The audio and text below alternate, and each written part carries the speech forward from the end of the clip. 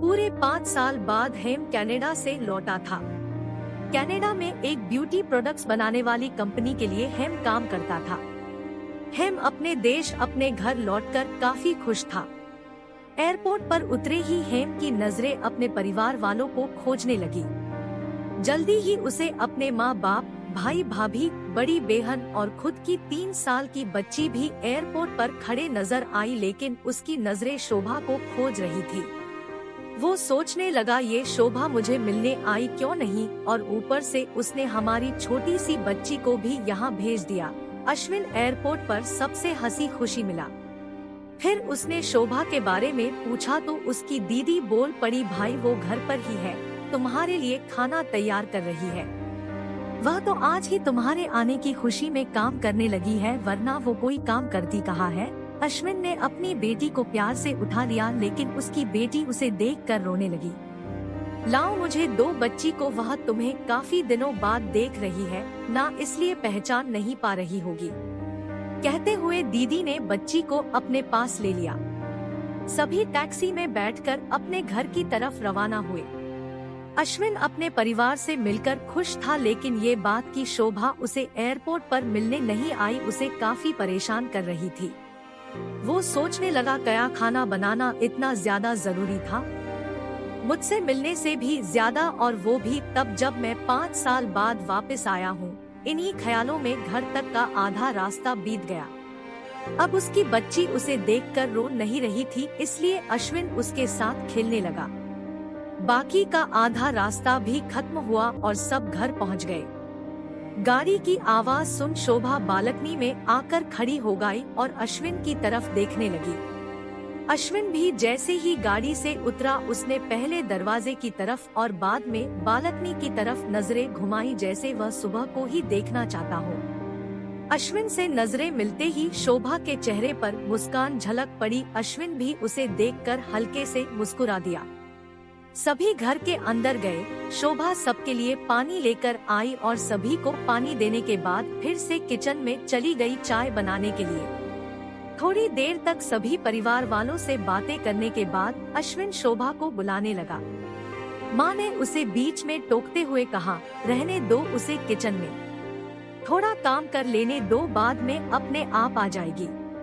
तुम बैठो यहाँ मेरे पास, वैसे भी कहाँ ज्यादा काम करती है वह। अश्विन यही बात दूसरी बार शोभा के बारे में सुन रहा था। अब उसने सोचा कि मेरे परिवार वाले मुझसे झूठ थोड़ी बोलेंगे, हर दिन नहीं होता होगा उसको इतना काम, आज थोड़ा सा है करने देते हैं, मैं बाद में उससे बात कर लूंगा। अश्विन अपने परिवार वालों से बातचीत में मगन हो गया। एक के बाद एक रिश्तेदार और पड़ोसी अश्विन को मिलने आते रहे और शोभा को किचन से बाहर निकलने का समय ही नहीं मिला। सभी के लिए चाय बनाना, नाश्ता बनाना, यही करते करते शाम हो गई। शाम होते ही अकेली शोभा इस बड़े से परिवार का खाना बनाने में जुट गई। 2 घंटे बाद सभी परिवार वाले खाना खाने के लिए डाइनिंग टेबल पर बैठे थे, सिवा शोभा के। अश्विन चाहता था कि शोभा भी उसके साथ बैठकर खाना खाए, लेकिन फिर माँ ने कहा, अगर वह भी खाना खाने बैठ जाएगी तो सबको परोसेगा कौन? सभी के खाना खाने के बाद शोभा ने अकेले खाना खाया। रात को सोने के वक्त अश्विन और शोभा अच्छे से मिल पाए। अश्विन शोभा के साथ काफी बातें करना चाहता था, लेकिन वह उसके चेहरे पर थकान और नींद अच्छे से देख सकता, इसलिए उसने शोभा को परेशान न करने का फैसला किया और उसे सोने दिया। शोभा सोने ही वाली थी कि उसकी छोटी बच्ची रोने लगी तो शोभा तुरंत उठकर उससे दूध पिलाने के लिए चली गई। अश्विन कब सो गया उसे पता ही नहीं चला। जब सुबह बच्ची की रोने की आवाज आने लगे तो अश्विन उठा और शोभा को पुकारने लगा। जब शोभा पास नहीं दिखी तो उसने बच्ची को चुप कराया और फिर से सुला दिया। अश्विन बाद में शोभा को देखने लगा तो शोभा उसे फिर से किचन में मिली, जो सुबह सुबह ही जल्दी उठकर घरवालों के चाय नाश्ते की तैयारी में लग गई थी। अब अश्विन सोचने लगा, माँ और दीदी तो कहती थी कि शोभा ज्यादा काम नहीं करती, लेकिन जो मैं देख रहा हूँ वो तो कुछ और ही है। अश्विन अब सब समझ गया था, पर वो अपनी माँ को ऐसा नहीं बोल सकता था कि शोभा से ज्यादा काम ना कराया करो, इसलिए अब उसने खुद ही शोभा की मदद करना शुरू कर दिया था। अश्विन के हाथ बटाने से शोभा को थोड़ा अच्छा लगने लगा था। पहले जहाँ उसका चेहरा थकान से उतरा रहता था, अब उस पर थोड़ी थोड़ी चमक आने लगी थी। अश्विन ने कुछ दिनों में ही ये महसूस कर लिया था कि शोभा अब वो शोभा नहीं रही थी जिसे अश्विन शादी करके लाया था। वो तो कोई और थी, जो तोते की तरह बोलती थी, और ये शोभा तो बिल्कुल चुप है, गुमसुम है। ऐसा लगता है जैसे किसी के दबाव में हो, किसी डर की वजह से सहमी हुई हो। अश्विन शोभा को उसके काम में और ज्यादा मदद करने लगा। अश्विन का ऐसा व्यवहार अब घरवालों को खटकने लगा।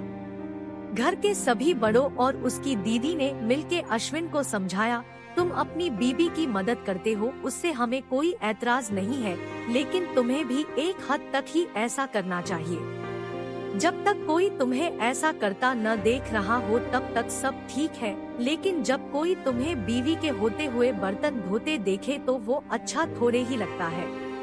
और सोचो, आगे चलकर शोभा को तुम्हारे हेल्प की आदत पड़ गई तो तुम्हारा अपना काम में ध्यान लगाना मुश्किल हो जाएगा। अश्विन हमेशा से ही अपने परिवार वालों की बात मानता आया था। जिस तरह से सब ने अश्विन को समझाया था, अश्विन भी उनकी बातों में आ गया।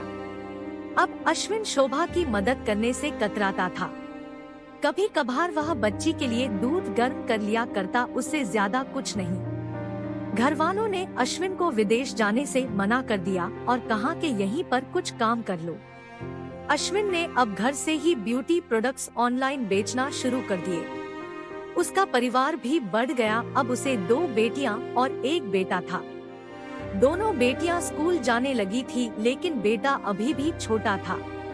जितना अश्विन कमाता था उतना सबके लिए काफी न था।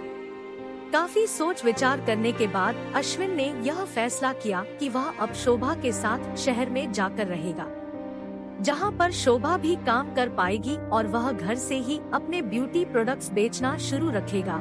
इस तरह से वे अपने पैसों की तंगी को पूरा करेंगे। परिवार वालों ने भी अश्विन को इजाजत दे दी। अश्विन चाहता था कि माँ भी उसके साथ रहे, लेकिन माँ को शहर में आना मंजूर न था। माँ बड़े भाई के साथ रहने लगी।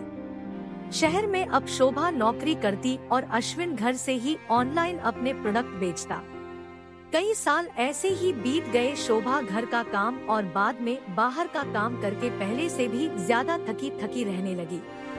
परिवार वालों की अश्विन के दिमाग में डाली बातें अभी भी उस पर असर करती थी। वह यहाँ पर भी शोभा का हाथ ना बटाया करता। अश्विन अब दिन रात अपने प्रोडक्ट बेचने में ही मशरूफ रहता।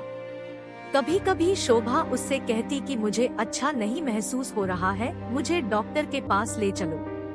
वो हाँ कह देता, लेकिन अपने काम में इतना खो जाता कि कभी उसको डॉक्टर के पास ले ही नहीं जाता।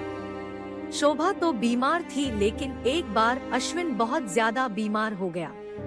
इतना बीमार हो गया कि उसे अस्पताल में भर्ती करवाना पड़ा। अस्पताल में अश्विन के पास सिर्फ शोभा थी और कोई नहीं। इतना बीमार होने के बाद भी उसके परिवार वाले सिर्फ उससे मिलकर वापस अपने घर चले गए थे। उसका सहारा बनने के लिए, उसकी तकलीफ बांटने के लिए कोई भी उसके साथ नहीं था। बिस्तर पर पड़े और शारीरिक तकलीफ से गुजर रहे अश्विन को अपनों का ऐसा व्यवहार बहुत तकलीफ दे रहा था। फिर वह सोचता कि उसने भी तो शोभा के साथ जिंदगी भर यही किया है। क्या वो शोभा का जीवन साथी सिर्फ नाम का ही नहीं था? जब साथ देने की बारी आती थी तो उसने दूसरों के बहकावे में आकर उससे किनारा कर लिया था। यहाँ तक कि शोभा के खुद अपने मुंह से कहने के बाद भी उसकी तकलीफ को वो नजरअंदाज करता आया था। अश्विन को अब अपना दर्द शोभा के दर्द के आगे मामूली सा लगने लगा। उसके दर्द को ना बांटकर उसने बहुत बड़ा गुनाह किया हो, ऐसा उसे लगने लगा। पश्चाताप के आंसू अश्विन की आंखों से बहने लगे। उसने अपनी सारी गलतियों और गुनाहों के लिए शोभा से माफी मांगी। जीवन साथी का मतलब होता है जीवन के हर उतार चढ़ाव में, जीवन के हर मोड़ में जो साथ दे। साथ होने और साथ देने में उतना ही फर्क होता है जितना सिर्फ वादा करने में और सचमुच वादा निभाने में होता है। दोस्तों, ऐसी कहानी सुनने के लिए हमारे चैनल को लाइक करें, शेयर करें, सब्सक्राइब करें। Thank you so much.